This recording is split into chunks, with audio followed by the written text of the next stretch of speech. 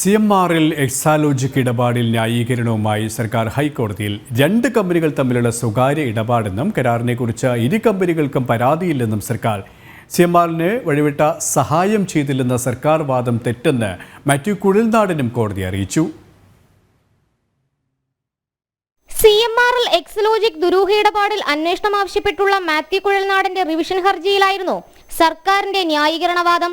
CMRLന് വഴിവിട്ട സഹായം നൽകിയതിൽ മുഖ്യമന്ത്രിക്ക് പങ്കുണ്ടെന്ന വാദം തെറ്റാണ്. മുന്നിൽ വന്ന അപേക്ഷ ബന്ധപ്പെട്ട വകുപ്പുകൾക്ക് കൈമാറുക മാത്രമാണ് മുഖ്യമന്ത്രി ചെയ്തത്. കരിമണൽ കരാർ നൽകാൻ സുപ്രധാന തീരുമാനങ്ങൾ എടുത്തത് UDF സർക്കാരുകളാണ്. സ്വകാര്യ കമ്പനികൾക്ക് ഖനനാനുമതി നൽകിയതും UDF സർക്കാരിന്റെ കാലത്താണ്. CMRLും എക്സാലോജിക്കും തമ്മിലുള്ളത് 2 സ്വകാര്യ കമ്പനികൾ തമ്മിലുള്ള കരാറാണ്. ഈ കരാറിനെ കുറിച്ച് ഇരു കമ്പനികൾക്കും പരാതിയില്ല. എക്സാലോജിക് സേവനം നൽകിയെന്ന് CMRL എങ്ങും പരാതി പറഞ്ഞിട്ടില്ല.